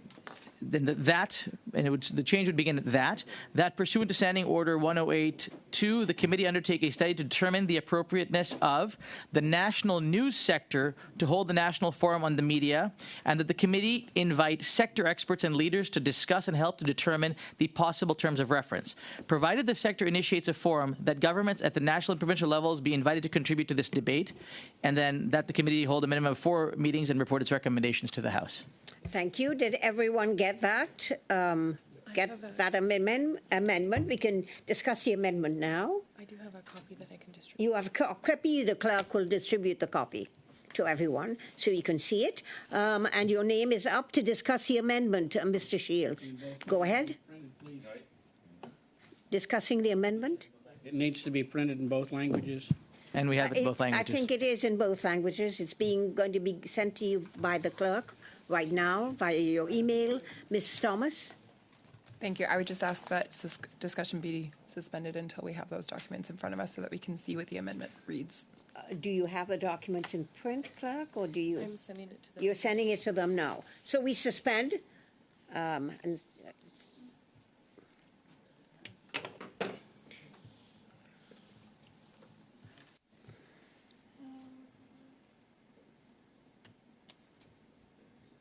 Madame la Présidente.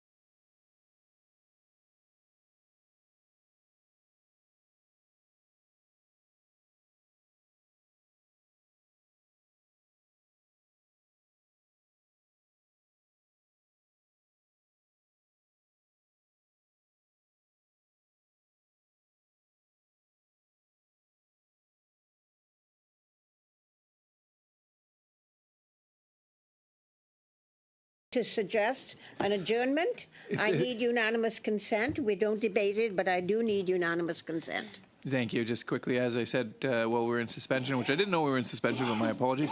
As we were scheduled to end at 1, if we could adjourn the meeting. Do I have unanimous consent for this? No. Or do you want no unanimous consent? I'm sorry, Philip. A motion to adjourn is majority. Well, do we have you want to call a vote? Well, I don't want to do it. No. Sorry. Will you call a vote then? Thank you. I can, yes. We'll call a vote. Go ahead, clerk. I think Okay, the clerk is calling a vote. Okay, so the vote, just to clarify for everyone, the vote is to adjourn the meeting.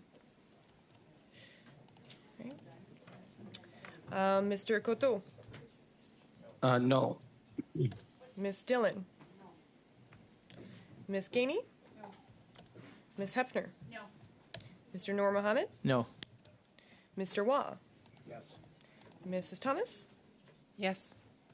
Mr. Shields, Yes. Mr. Lawrence, Oui. and Mr. Chaput. No. Mr. Julian. No, contre. So we continue with the meeting. I'm sorry that. Would you like to read out the vote? Sorry, clerk. The result is 4 yeas, 4 pour, 7 nays, 7 contre. Thank you. So we're continuing the meeting. Mr. Noor Mohammed. Madam Chair, I'd like to move that we suspend the meeting at this time. All right. Do I have unanimous consent to suspend the meeting?